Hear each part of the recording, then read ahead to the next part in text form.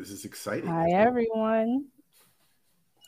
I am Savannah Frierson. I am the programming chair for Black Ink Book Festival, and we're so happy to have you here with us tonight for the conversation with these two amazing authors. This is like one of my most anticipated conversations that we're going to have. And so we would like to welcome you to this conversation with Tananarive Dew and Stephen Barnes. Miss Dew is an award winning author who teaches Black horror and Afrofuturism at UCLA. She is an executive producer on Shudder's groundbreaking documentary, Horror Noir, A History of Black Horror. She and her husband, collaborator, Stephen Barnes, wrote A Small Town for season 2 of Jordan Peele's The Twilight Zone on Paramount Plus, and 2 segments of Shudder's anthology film, Horror Noir.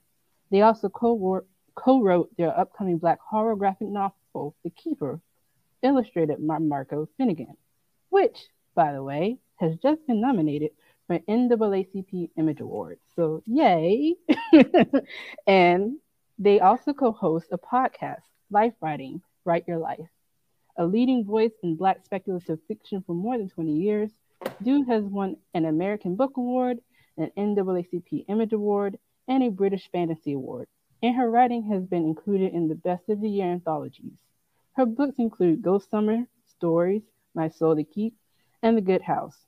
She and her late mother, civil rights activist Patricia Stevens Dew, co-authored Freedom in the Family, a mother-daughter memoir of the fight for civil rights. She and her husband live with their son, Jason.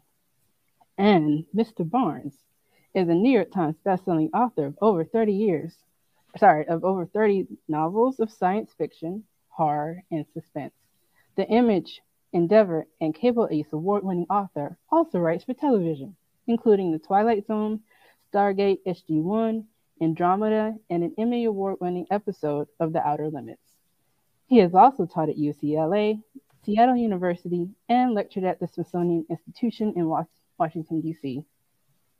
With his wife, British Fantasy Award-winning author Tananarive Dew, he has created online courses in Afrofuturism, Black horror, and screenwriting. Stephen was born in Los Angeles, California, and except for a decade in the Northwest and 3 years in Atlanta, Georgia, he has lived in the area all of his life. Stephen and Tananarive live with their son, Jason. We are so excited to have you. Welcome to Black Ink Book Festival. Thank you. Thank you. Thank you for inviting us. Yes. This is great. Yes. Like I said, no questions are off base. What can we do for you? What you can do for us, I guess, is talk about what led you to the Afrofuturism space first, and then I guess we can segue into the other genres that you write in. Okay, T, would you like to take a crack at that? Sure. I'm primarily a horror writer, but the way I teach Afrofuturism and understand Afrofuturism is that it also includes horror. So I will get right down the line at the intersection between race and horror, because this poster you see on my door is the book cover for a civil rights memoir I co-wrote with my mother called Freedom in the Family, a mother-daughter memoir of the fight for civil rights, which I bring up, and I just taught this to my UCLA students because she was the first horror fan in my life.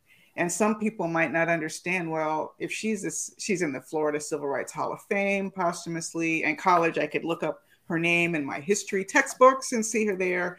So such a serious-minded person, why is she such a horror fan? For some people, it doesn't make sense. But the older I get and the more I've been through, the more sense it makes. Because horror is about survival.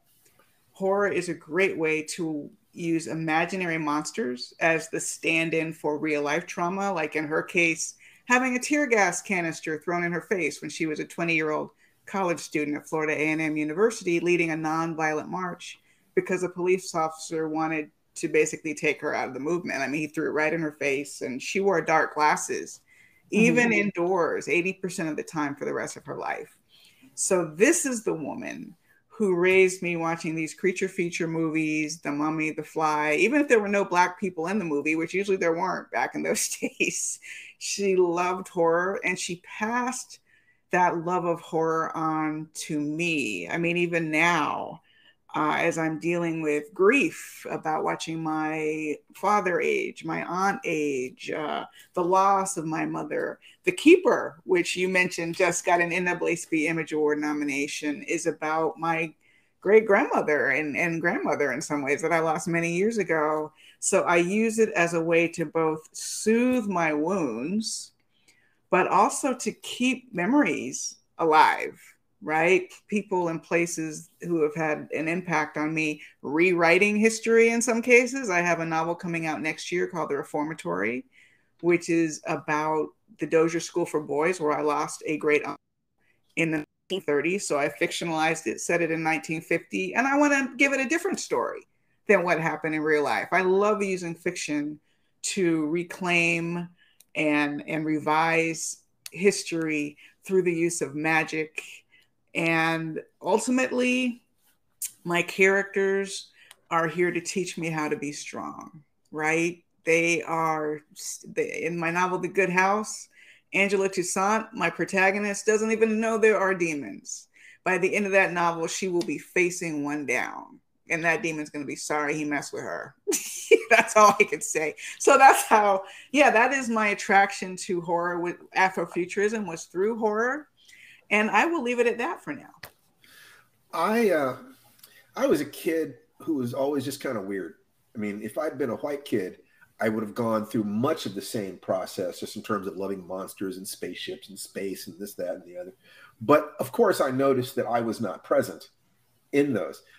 For years, I lived walking distance from Octavia Butler. For 20 years, as far as we knew, we were the only Black science fiction writers in the world.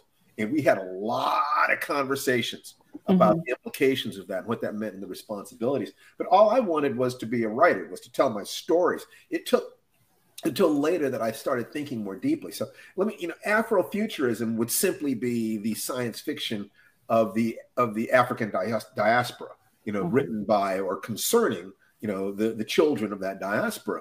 And science fiction is a literature of ideas and speculation. And it's often said that it follows three questions: what if only, and if this goes on. So what if Lincoln had not been shot? If only we had a cure for cancer. If we can, this goes on. If we keep making more babies and we have space, we're gonna run out of room, and the ecosystem will collapse. So science fiction plays those games, and I naturally thought that way, and I naturally told stories. In college, there were other kids who were writing stories about, people who salvage motorcycle parts from a yard and stay up late at night building a work of art, and then driving their motorcycle up to the top of a hill where they look down over the village and think about the meaning of life. I would write stories about the giant amoeba that ate that village.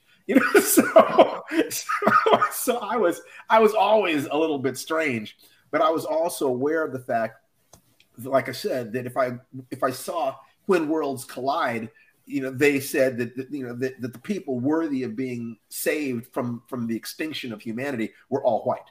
And if I went to go see Damnation Alley and Paul Winfield, George Papard, and Jan Michael Vincent are in a nuclear-powered Winnebago seeing the last woman in the world come out of a pile of atomic wreckage, I knew Paul Winfield was going to die, because I knew that they wouldn't pretend he wasn't interested in the last woman in the world. And I also knew they wouldn't let him compete for her. And so 5 minutes after I realized that, he got eaten by giant cockroaches. To understand that, to grasp that your life is not the same value, that you do not have a place in that future. I spent the first half of my career when I started writing, and I knew that this is what I wanted to be, in some ways playing down my ethnicity, trying to fit in, trying to hide, and I was very fortunate to work with two of the greatest science fiction writers of the 20th century, who were my mentors, Larry Niven and Dr. Jerry Pournelle. But I was having a conversation with a friend of mine named Darnell Gadberry, a Black computer engineer, just brilliant man. And I was telling him that I was afraid that if I actually began to express what I saw in terms of my race, that I would kill my career. But that if I didn't do it, I would be betraying my soul, betraying my spirit, betraying the little boy inside me who looked out at the world and said, well, where am I in your dreams? and I don't know how to resolve this. And he said one of the most important things anybody has ever said to me. He said, Steve, eventually someone is going to have to start writing stories that include us in the future. Mm-hmm. If not now, when? If not you, who? Mm-hmm. And why would you want to write stories for the pleasure of people you wouldn't want to have in your home? And I said, damn. Well, that's pretty straightforward, you know. And so I decided that I was going to survive even if my career collapsed, but that I owed it to myself and I owed it to my ancestors, you know, to just stand up and say, this is who I am, deal with it. And it is more delightful than I can possibly say to see people like N.K. Jemisin and you know, it's just Nalo Hopkinson and Nnedi Okorafor and all these amazing writers who are coming into the field now. I am no longer alone. Mm-hmm. Better than I can possibly tell you. But, you know, I'd like to feel like I had a little piece of that. You know, I helped keep the door open. Keep the fires burning. None yet. Yeah. You know, so. Absolutely. And just as an aside, if you don't mind me jumping in, related to that question, when I first published in 1995, a couple years later, 1997, I was invited with Steve to Clark Atlanta University for the first of its type Black Speculative Fiction Conference. It was me, brand new writer, just lucky to be there. Stephen Barnes, who had been publishing for years. Octavia E. Butler, who had been publishing for years. Samuel R. Delaney, Octavia Butler's mentor. And Jewel Gomez, who had also been publishing. She did the Gilda stories, queer vampire novels. So that made the earth move, just that conference. Even if I had not married Steve, like a year and a half later, we met, we fell in love, boom. It would have still been one of the peak moments of my very new career, even all these years later, because you could feel the magic of the fellowship in that audience. We had found each other. We were readers who loved speculation, imaginary creatures and places, and we were also Black, and we had found each other. That's fantastic. Like, just the thought of being told, again, implicitly or explicitly, that you don't belong in the future. Yeah. And deciding like, but I'm gonna write myself in it anyway, is just really such an empowering thought that I hope that authors who are writing now, authors who are aspiring to write, really keep that close to themselves as they progress in their journey. Because as you both have said, directly and indirectly, there's going to be an industry, a publishing world that is going to be committed to making sure that you don't. Because if the present is, you know, let's just say, hostile to your presence and your lived experience as is, the fact that they are so committed to erasing us in that future should tell us something, that we actually need to make sure that we continue to write it. Whether you do it in the Afrofuturism space, or if you do it in the horror space, or if you do it in whatever genre that you say. Or the romance space. Or in the romance space. Remember, the core of life is love. Absolutely. Family. Okay, that's the core of it. So we can talk about the flowerings, but one of the reasons that Stephen King is such a massively successful writer is he understands love. He understands community, family, and the small communities. So take a look at most of his novels are about somebody threatening a community or a family. Okay, so it is critical that we take control of our own stories and that we lead the way. We don't demonstrate the hostility that was shown to us, but we make sure that our families are safe. That we have to be the change we want to see in the world, but we have to remember that we have to keep our priorities straight. We have to remember that there are certain communities that need us more than others. Absolutely. Yeah, and a piece of that I just wanted to tack on here in terms of the future is that other part of Afrofuturism. And the thing that's beautiful about Afrofuturism is that as a genre, it holds the past, present, and future in the same space, right? So a film like Julie Dash's Daughters of the Dust, which is a historical set at the turn of the century, the previous century, Right.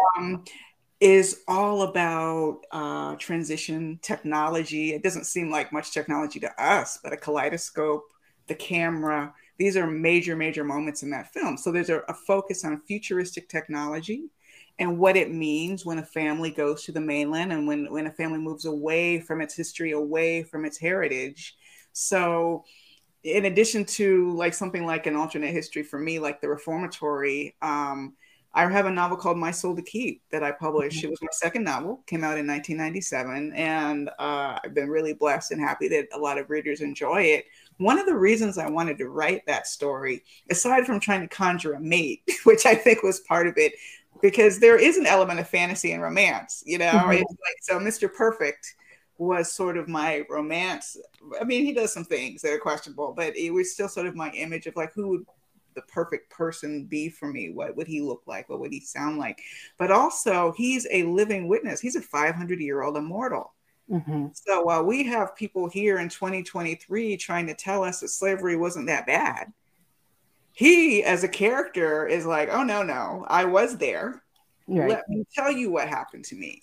Let me tell my story. Let me talk about the beginning of the Jazz Age. Let me talk about the woman who was lynched that I loved. So I don't, you know, there's something disruptive. And I think Afrofuturism attracts a lot of activists like Bree Newsom, who climbed up, hey, you know, Bree Newsom? Up the street, climbed up the flag at the South Carolina State House, the Confederate flag, while the whole nation is grieving the slaughter at the church. And she climbed up and took it down, but she's also a horror creator. She has a great little horror movie. Look it up on the internet. It's called Awake. That was one of the things that inspired us to make a short film. And I really do feel that among my students at UCLA, there's this interest in activism, so that Afrofuturism is not just the world building that Steve and I practice, which is like, what are the plants?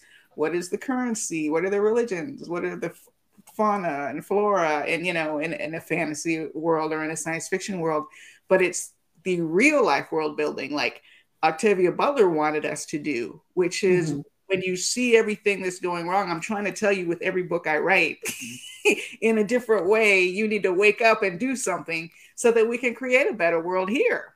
Right. Yeah, Octavia was a scrupulous researcher.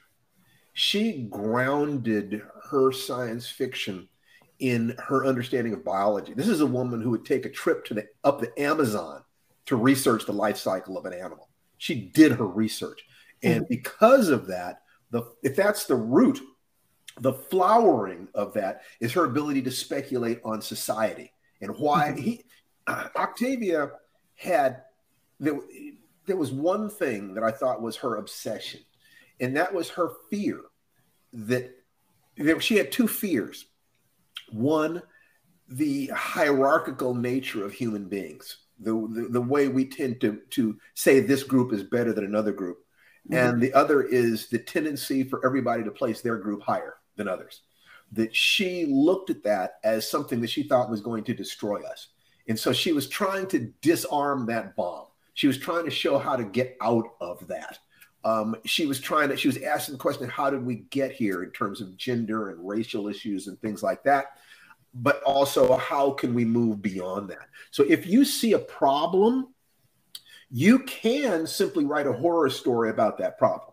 Nothing wrong with that. Science fiction tends to ask the question, what is the thing itself? What is the thing that is happening here? How might we deal with it? It tends to be a relatively optimistic discipline. However, there's plenty of pessimistic science fiction that says we're not going to get through this. But I tend to be an optimistic person. So what I want to see is somebody who sees a problem and will suggest a solution for that problem. I love those people. Even if it's not a good solution, they are thinking about it. Just to try. Just to try. Intelligence is problem solving. That's what intelligence is. That's the only way you measure it, is by answering problems. So if you see something, ask, to me, how is this rooted in physics or basic human or animal psychology? And then once you get that, in other words, you could take, racism, sexism, pollution, overpopulation. Where did this come from in terms of basic human or animal behavior or the physical structure of the universe? If you want to write science fiction, choose one of the sciences and get really good at it.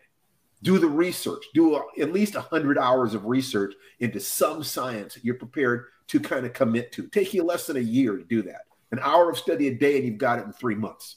So now you're ready to have a foundation for what you're writing about. And now just tell us a romance. Tell us a story of adventure in this world that you've created out of your imagination, but ground it in something. Ground it in the logic of the universe. What is your view of how the universe came to be, of what human beings are? All art is asking, who am I and what is true? The who am I is the what are human beings. The what is true is the what is the universe that human beings inhabit. So, that's kind of my position on it. Take it away, sweetie. Well, in horror, I've been writing a lot of short stories on quick deadlines. So I have become more aware of what my process is in terms of finding that piece for a story. And one, it's rooted in a true life fear, often. A true life fear or true life trauma of some kind. I'll use the example of The Wishing Pool, which is a story about a young woman about to go see her father who's aging. And I wrote it at a time when I hadn't seen my father in a year and a half because of COVID. So I didn't know how much he might have declined. You have grief or some kind of transgression, usually, that your character has committed, So in that story's case, it was grief. Her mother had passed away and they're both grieving. You see that over and over again. If you think about even Nope begins with grief. Jordan Peele's Nope. Daniel Kaluuya's character and his sister are grieving through the whole movie. It's the doorway to the supernatural. And then you find what is the piece of magic or fantasy or curse or ritual or creature. I love creature horror. That takes it out of the real world, so that even if you're writing about something real, like I'm just finishing a horror story set in the civil rights era. But what I knew for damn sure is that the horror of that story was not going to be racial violence against Black people, because that is not fiction. That to me is re-traumatization, right? So I want to find a way. How can I honor the fact that this was a violent, scary period, but kind of twist it through the realm of fantasy, so that the fear that's inspired is coming from something else. It's like the trauma of the civil rights era opens up the doorway to the horror. Right. But the actual horror is a creature, or the actual horror is a curse or a demon or a monster. And write your stories about characters who stand up. That is the thing I love, is when the characters stand up. They don't always win, but it's very important that they try. Right. Absolutely. That touches on one of my interests. Like, to me, all human beings feel alone and afraid. Every single person.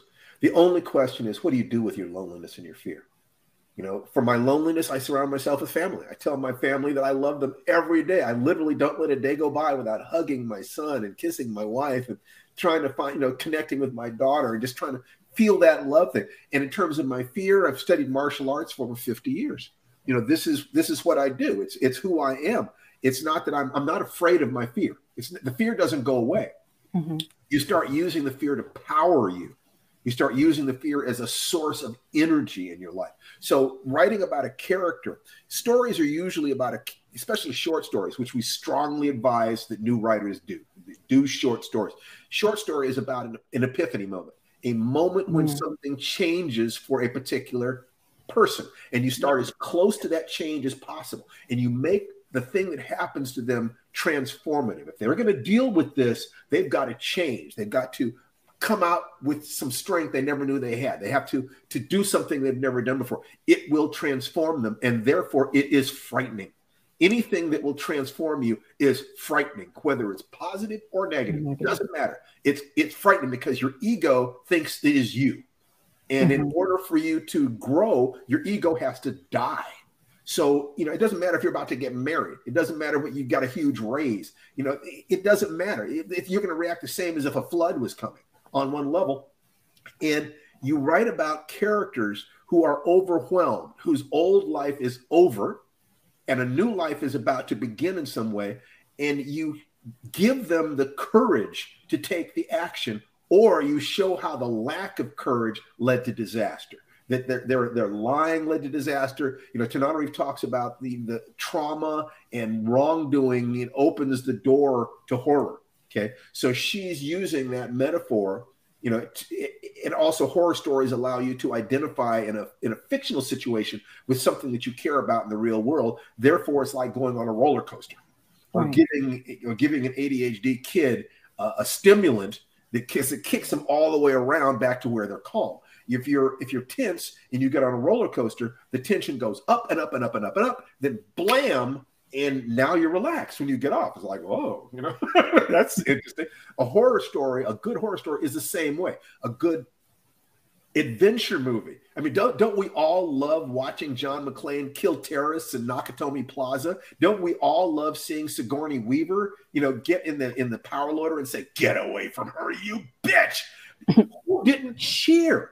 Who didn't have their tension rise up and up and up? And now we have somebody who stepped beyond their fear or beyond their lies, and they're willing to be a real human being at that moment. It doesn't matter whether it is a romance story where somebody has been afraid of intimacy, or a horror story where someone is facing a demon, or a war story where someone decides that they will charge that machine gun nest, or a story where somebody decides not to just be a secretary, but to march into the boss's office and say, "I want a damn raise," or "I am walking."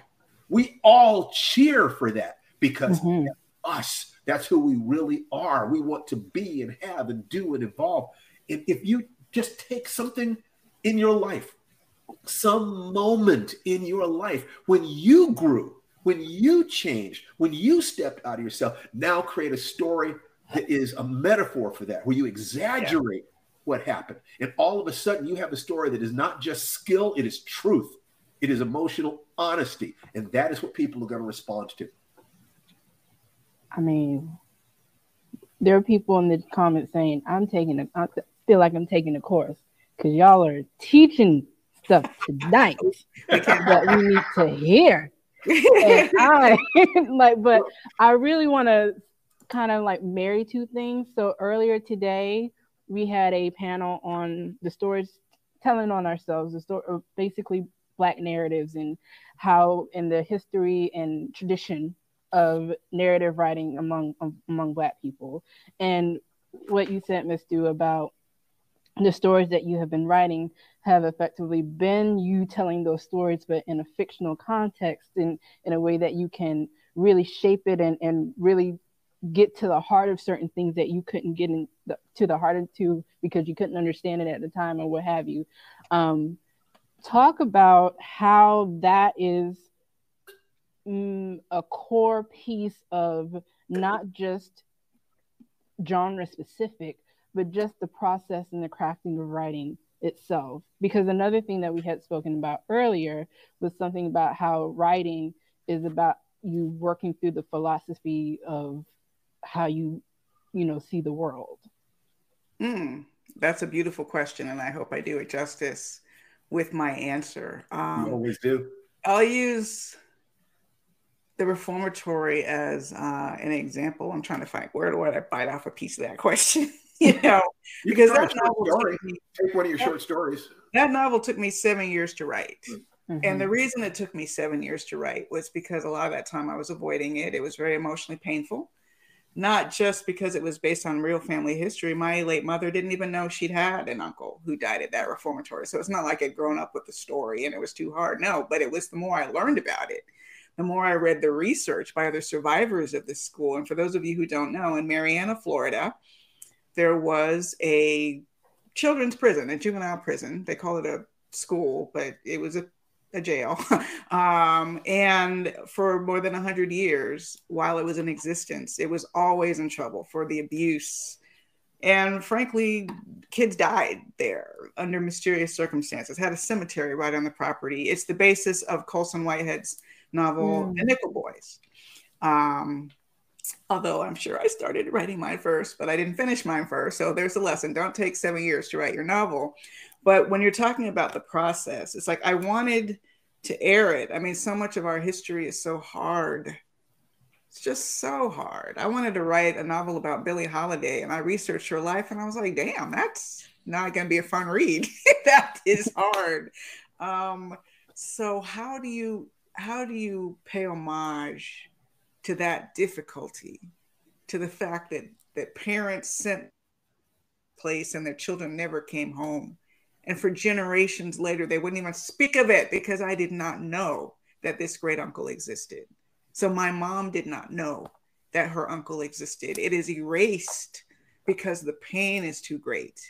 Finding a way to air that out as entertainment, and this is the piece that is doing at, to air it out in an entertaining way was a process I had to learn. And I was writing very close to the point of view of this 12-year-old protagonist who's actually undergoing the experience, and his 17-year-old sister who was taking care of him and is trying everything she can to get him out.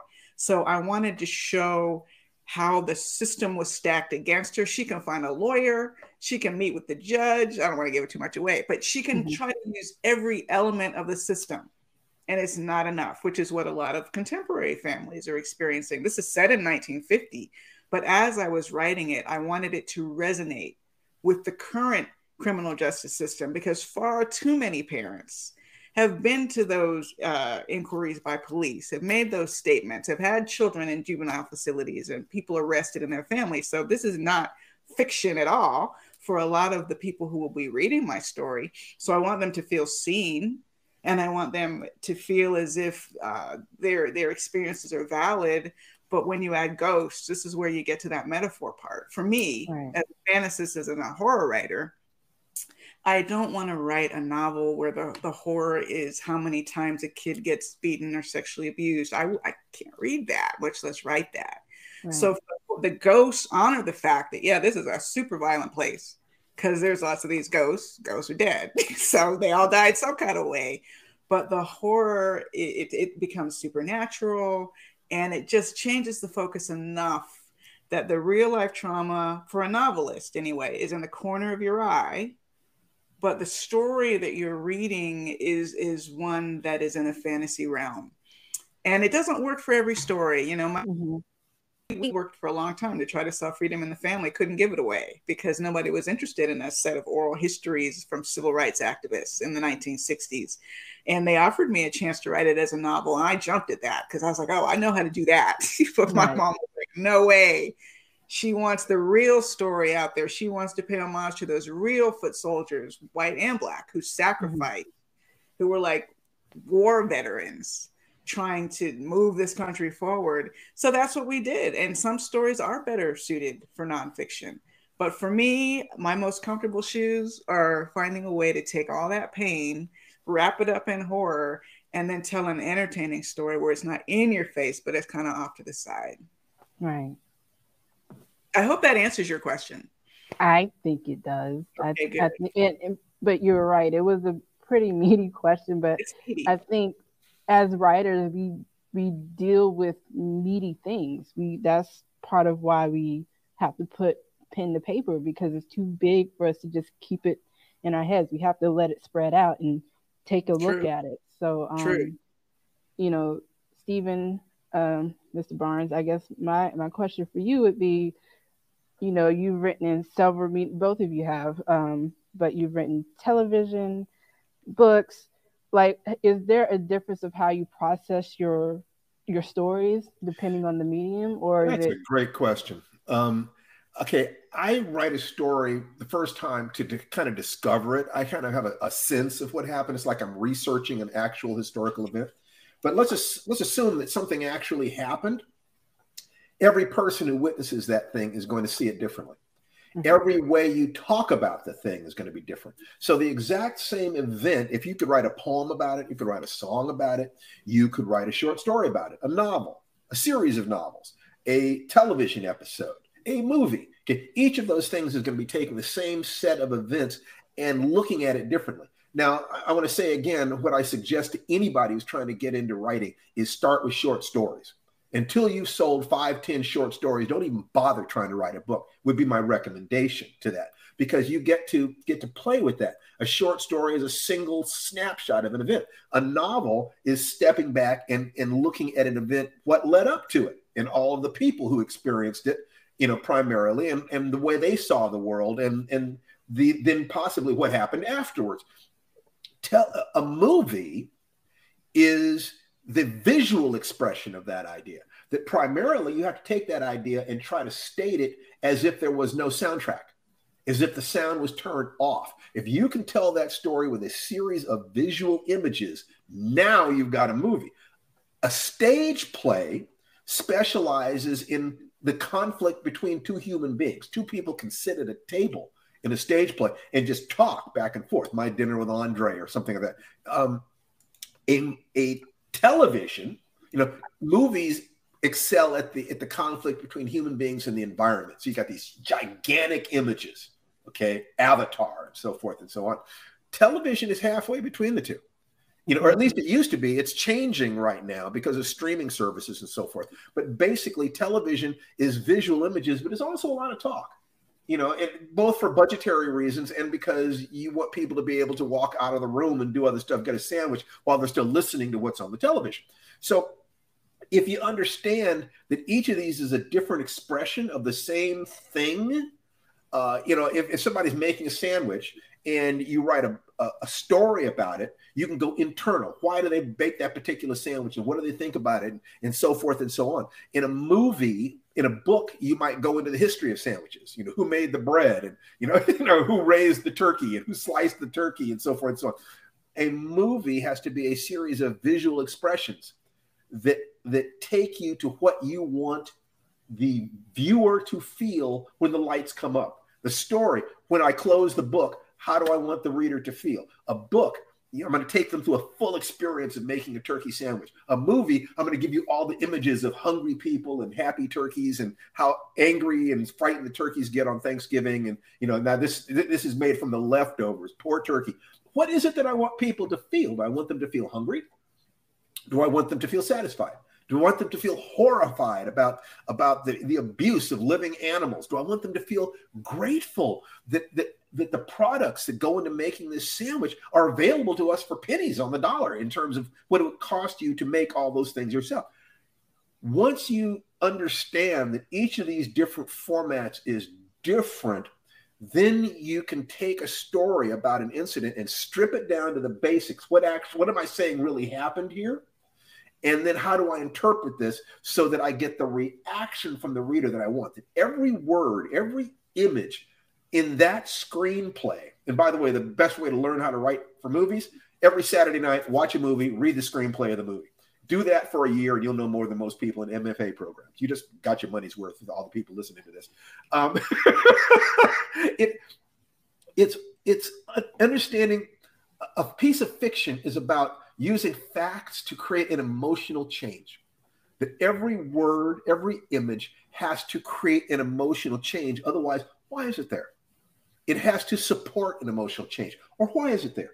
So if you understand the story you want to tell and the way you want people to feel when they put it down, then you look at what is the medium that you want to express it through. And short stories are the fastest way to get your stories out there. And you want to get your stories out there so you can start getting feedback about whether or not you're accomplishing what you want. It's like if you're learning a foreign language, eventually you're going to want to talk to somebody who speaks that language so you can see whether or not you are communicating with them. The story is your communication with an audience. So get it out there. In the time it takes you to write a 100,000-word novel, you could write 20 short stories, 30 short stories, sometimes 50 short stories. And you're going to learn a lot more because you're pinging the world like a bat flying through a cave. It's like, do you like this? Do you like this? You can try out lots of different ideas. How about this? How about this? How about this? How about this? Short stories are where you learn your craft. Novels are where you get paid. Movies and television are where you get paid ridiculously well. The levels. It's absurd how much money there is in Hollywood. The difficulty is positioning yourself to get it. It's very difficult to position yourself to get it. But the truth is, people get into Hollywood every day. Everyone does it a little differently. So you want to study a lot of different people who got in and try to figure out what your way in might be. But the best way to get in is to get published. Mm-hmm. Get in the game, get published. Then you can take a deep breath. I'm on the other side of the line. Let me see what I want to do with this professional level of skills that I have accumulated. And because this festival, your sound is off, sweetheart. Oh, sorry, it wasn't quick, at least for me. But that is exactly the advice I got in college when I asked an established director, what's the best way to get into screenwriting? He said, publish a novel. And I would add to that, publish a short story. Because my only adaptations up to this point have been short stories. We crowdfunded a short film called Danger Word. You can see it at dangerwordfilm.com. It's free on the internet, based on a short story. Horror Noir on Shudder did an anthology movie where Steve had a story, Fugue State. We both wrote Fugue State. He took lead on it, and then another story, The Lake. And those were my first adaptations that we didn't make ourselves. But to me, and one of the people in Horror Noir had just published a couple of short stories, and she got her adaptation immediately and didn't have to wait almost 30 years like I did. And I'm nothing but happy for her. So one of the things I would say is that if you're a writer, published or unpublished, you could be a developing writer, you could be a professional writer, and you have any curiosity about what it would take to work in Hollywood or write scripts, then start writing your short script, just as we advise writing a short story. Maybe adapt one of your short stories into a short script, which is exactly what we did with Danger Word. And then if you can pull some friends together like we did, you can literally make it. Now, there's no currency in Hollywood like a script. Mm-hmm. People can like you. You can be popular, but on our podcast, we had Rodney Barnes on. He's been writing TV since Everybody Hates Chris, Boondocks. He said, nobody cares about an old TV script. It's your voice they want. What are you doing now? That is you, not a TV script, because a lot of people have their hands in the pot in TV. They want to see your pure, unfiltered voice. So to even just have a script, even if you don't try to make it, because that is ambitious and crowdfunding is a whole panel unto itself. But even if you just have it in a drawer, if you publish a short story or publish a novel and your agent says, hey, there's some interest from X, Y, or Z production company, I mean, you can trust X, Y, or Z to go off and maybe do your thing, and it probably won't happen, and you may not like the direction it's taking, or you can have a sample that, while it may not be as polished as a more experienced screenwriter, an unpolished script is to being a television episode or movie than a book or a short story, because it is at least taking those steps toward it. And you may not be able to get hired on, but you have a much better chance of having a seat at that table if you're not just the author. And the last thing I want to say about that is, between the 1, 2, 3 punch of Black Panther, Get Out, and the murder of George Floyd, there has never been a better time for Black creators to try to get into Hollywood. It is far from easy. It's, there are a whole lot of skills beyond writing that are involved, personal presentations, not being so nervous that you forget everything you want to say. I remember once we did a pitch meeting at Monkey Paw, and Jordan Peele asked me a question about The Good House, and I froze like a deer in the headlights. That was my first time doing a pitch meeting with them. So you have to work on nerves. There are a whole lot of elements, but it starts on the page. Everything we see on the screen starts on the page. And as writers, you are very important people, and you can get your foot in the door more easily now than ever before. Absolutely. And what I was going to say is that that's what this festival really wants to highlight for folks, that there are many different avenues to getting to publish your work, even if, like you said, it's just for you to get it out, and you might not know what to do with it right now, but the time will make itself known and how you need to get it out into the world. So I see that we do have some questions. Yes. So I'll ask, so one of the questions is, you say publish a short story, write a short script, etc. Where does one start, in your opinion?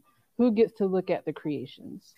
Okay, I hope people are taking notes, or this is going to be recorded, because I want to run over 6 steps really fast. Oh And boy. So, huh? I said, oh It is boy. being recorded too. Right. Yes. This is the life writing pattern. This is what we teach our students. First, write at least 1 sentence every day. Period. 1 sentence every day. You want to be a writer? Get in the game. 2, write 1 to 4 short stories a month. 3, finish those short stories, polish them, and send them out for publication. 4, do not rewrite that story once it's finished, except to editorial request. 5, read at least 10 times as much as you write. And 6, repeat this pattern 100 times. 100 stories before you even begin to question whether you can do it. Now, this is not just writing, it's also market research. Because if I tell you to read 10 stories for everyone you write, you better be out there reading magazines and collections and anthologies. So you're automatically doing your market research, aren't you? Okay. So once there's a part of you that is the little kid that is let's put on a show. And then there's another part of you that has to be a cold-blooded mother. I mean, it has to be absolutely cutthroat about your time, your energy, shutting your mind to the demons of doubt, that stuff like that. There's a part of you that has to have an axe in hand at the gate of your soul saying, you shall not pass. Okay. So that the little kid can be in there just playing. So you write a story and you send it out to a magazine, because there is no compliment as high as a check that clears the bank. That is the feedback that you want. And you or contributors copies. Yeah, you jump in here, T. No, I also wanted to add to that piece. Don't write in a vacuum. I hear this a lot from my students. They're afraid if they show anybody what they're working on, they will steal their ideas. Now, it is true that there are people out there who steal their ideas. And I'm going to also jump on one of the questions in chat because it relates to this question. Is there any value to an MFA program? MFAs are very expensive. And I think you kind of get from it what you put into it. They don't teach you how to sell. Okay. And there's a little bit of bias against commercial writing in MFA programs. So bear that in mind, that some of the lessons they're teaching you are that there's some kind of shame in being a successful writer. Or it used to be that way. I don't know if it's true now. But the one thing you will get from an MFA program that maybe you can find a way to recreate it outside of an MFA program, like a writer's group, is eyes that you can trust. Readers that you can trust. One of my classmates at Northwestern was the person who marked up the first short story I ever sold. And he marked the hell out of that short story. But it was the first short story I ever sold because I had that feedback. Steve gives me great feedback all the time. It just happened. I've published a lot of stuff, but you don't see everything. You're too deep in your head. So find people who are not related to you, hopefully, unless they're also a writer. But even then, sometimes not your parents, even though God bless you. If you have parents who will read your stuff, that feels great. Absolutely have them do it. Do not trust their feedback. They love you too much. you can join the Life Writing group on Facebook, where we publish and or you could join our program, lifewritingpremium.com. It's just a monthly program where we send you a year's worth of prompts, 1 month, 1 week at a time, actually. But the fact is, yes, MFA programs can be very valuable. You just understand the limitations. There are going to be limitations to anything you do. Writers groups can be very valuable. Writing short stories is where you learn, like I said. So it's like you do this. Let's say you've already got a novel. Okay. You could take one incident out of that novel, write a short story about it. Tell the same incident from a different point of view altogether. You can sell a short story a lot faster generally than you can right. sell. That becomes you can write a novel. That becomes your intellectual property and becomes proof of concept. I have a fantastic idea that I want to put into a major novel, but I've already written 3 short stories that take place in that universe. That universe is mine, and actually one of them just got nominated for a British Science Fiction Award. So, you make money, you get awards, you test your concepts, you work on your chops. To me, I love writing. It's just push-ups. It's just practice. I don't care. It's like, I'm going to write every day because this is what I love. If this isn't what you love, do something else, for God's sake. If you don't love this, get out of the way and let those of us who do love it, who have to do this, have a chance. I mean, seriously, I love this stuff, and I love talking about writing. I love being married to a writer. I love movies and books. This is just, this is the life that I wanted when I was a kid. And I still wake up every day, hardly believe that I get paid for making up lies. I mean, it's wonderful. No, you are telling the truth in a way. Okay, I'm gonna be quiet. Yeah, no, I agree. But we know. That's the secret, Savannah. Fiction can be more true than reality, because reality is chaotic. It's truth, not facts. Right. The structure that we give events in fiction is a form of truth. Yes, that's touching. I actually wrote a book called Great Sky Woman, set 30,000 years ago in East Africa. And I was talking about that in many ways, although human beings created storytelling also created humanity. That storytelling is taking an infinite number of facts that are hitting us all at the same time and selecting out the few dozen that are important and putting them in an order based upon emotional significance. So you're just building meaning out of chaos. So if I tell you a story about my life, I am taking a million different events and I'm saying, these are the 20 things I will tell you that will help you to understand who I am. That's a higher level of thought. It allows me, and this is one of the reasons why it's important for Black people to write in a market where we're often not wanted. If we tell our stories and we can move them emotionally, they have to acknowledge our humanity. They have to. If we move you emotionally, you have to say, well, this writer at least was human. And even if they say, well, everybody's had that situation of, oh, you're not like the others, And so if enough people do that, eventually they're thought that, well, most of them are this, but this one is exceptional, and that one's exceptional, and that one's exceptional, and they're all exceptional. And eventually they have to ask themselves, I wonder if I was wrong. Any other thoughts? Any other pieces of wisdom? There are a couple quick questions I can address quickly from chat. Where do you find these screenplays that you're supposed to read while you're watching the movies? Just look them up online. There are websites like simplyscripts.com. Try to find final drafts or shooting scripts. Not that you want to model all the technical language in a shooting script, but a shooting script is pretty much the script. So you'll know that that's the latest draft you can read, or a final draft. Or sometimes if you can't find the final draft, it's interesting to see what they changed. And if you don't have final draft, Writer Duet. That's right. Screenwriting program. It's free. Online free screenwriting. You can write 3 scripts for free, and then of course you could change your email address and get 3 more scripts. I wrote on Writer Duet for years before I paid for their pro, and that also answers another question: how do we work together? Writer Duet is one of those ways. It's meant to be a collaborative screenwriting program. So Google Docs, if you're writing prose, where you can make comments for each other, you can see what's new since the last person was there. And our rule, which I bet Steve was about to say, that if you're collaborating, one person has the final say. One person has to have the kill switch. So you can both be emotionally invested, but sometimes it's just whose idea was it? Sometimes it's who has more time, and sometimes it's who loves it more. That person, even if it's just 51% more ownership, has the kill switch. And you can always tell which one of us had the kill switch by whose name goes first on the script or the book. You can take a look at that. On The Keeper, Tananarive's name goes first because it was her primary idea linked to her family. On other projects, my name has gone first. It varies. The other thing is to be more direct about it. When we first met each other, we knew we wanted to work together. So there was a question of how do we do this without endangering the relationship, because we have to be able to fight fair.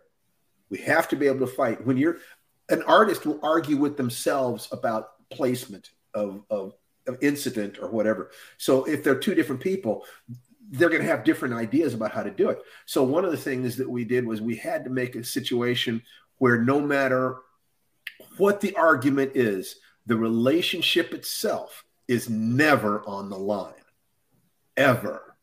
That our love, our family is worth more than any project we could possibly work on.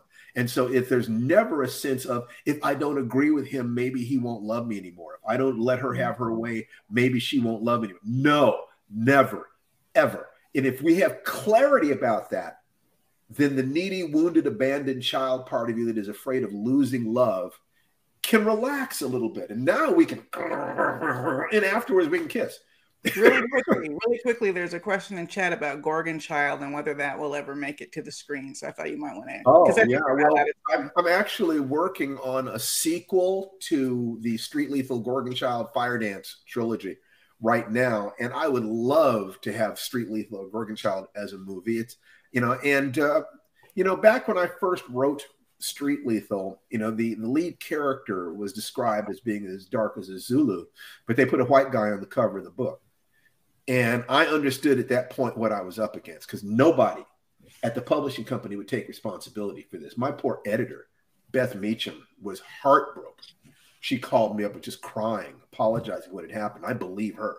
But the other people at that company, all of them pretended that it was somebody else's fault. And I knew at that moment what I was up against. And I had a choice at that moment. I could quit, or I could hunker down and think to myself, this is a generational activity that I cannot get there in a couple of years, that what I'm pushing against is too huge. I literally have to wait for more old people to die. You know, the change happens one funeral at a time in that sense. And I figured it might take a generation and a half. It might take 30 years for the world to change enough for me. Yes, I know. Success is sitting on the riverbank watching the corpses of your enemy float by. Wow. What a way to end the session. What a way. So I believe that the world is changing enough. We will probably, hopefully, end this on a cheerier note. Oh, okay. Let's all hold hands. I'm going to ask you one last question, because, I mean, points were made, is all I'm saying. But one more question for the both of you, and this will be the final question. Okay. If you had to put 2 books in a time capsule, one of yours and one that's not yours, which books would you choose? I won't even make you say why. I just let you put that out there and let people do what they will. Okay. I'm going to go first, because I'm realizing this is an easy one for me. One of the books, the one by me, would be this book on my back of my wall, Freedom in the Family. It's a memoir. It's nonfiction, but I co-wrote it with my mother, my late mother, Patricia Stevens Dew. I still consider it the most important thing I've ever written. And the book by someone else would be Lion's Blood by Stephen Barnes, an alternate history in which the Americas were colonized by Africans, bringing European slaves. Well, given that I can't say Lion's Blood. I was going. No, yeah, you can. For your book, you can. I think it would be fair to go forward. One of them would be Guns, Germs, and Steel by Jared Diamond, which was the first book that gave me a scientific understanding of why Europe colonized Africa and not the other way around. And being a scientist, basically a science fiction writer trained to think in a particular way, I needed that. It couldn't be faith-based. Most of my life, the question of Black inferiority had been faith-based. I didn't believe God would do that. But now I understand the science that allows me to have real confidence in that. And what would the other book be? It wouldn't be a book. It would be a course. The course is called Big History. And it is a 50 by you session by me. Yeah, you. Yeah. It to be a book by me. Okay, well, if it was a book by me, and Lion's Blood is off the table, it's not. I mean, it's not. Well, it would be Lion's Blood. It would be Lion's Blood. We agree. Yeah, it would be Lion's Blood, which might be, for a number of reasons, the best book I'll ever do. It's possible that I'll never do anything better than that. It's possible. I'd like to think that that's not true, but I'm a different person now than I was when I wrote that book 20 years ago. So and it also those would be the 2. Like it's a nice kind of dovetail or mirror to the other book that you wanted to put in your time capsule. It was part of the research for that book. Yeah. So, y'all, thank you. That's Look all at you jumping in with the questions at the last hour, and Yeah, I mean, you just stepped up, Savannah. so thank you. That's your Y'all mic made it person. easy. Y'all deal made with it easy. This was fantastic, and just I'm gonna clap real silently so I don't bless people's ears. But just thank you so much. Thank you to the crew who stuck around with us late in the evening after a long day of black inking it up. Y'all have been amazing, and Great. just y'all get some sleep. Yeah, And we'll see absolutely. y'all And in you the know, if you want to morning. be on our mailing list, StephenBarnesList.com. We'll do Or it. TananariveList.com. Or LifeWritingPodcast.com. Come and listen to us. You know, ask us questions, send us questions. We love so much helping people get across that line. It really is doable. You can do this. You can do this. We believe in you. Absolutely. Well, thank you again. Have a great night, everyone. Bye-bye, everybody. Thank you for having us. Bye-bye.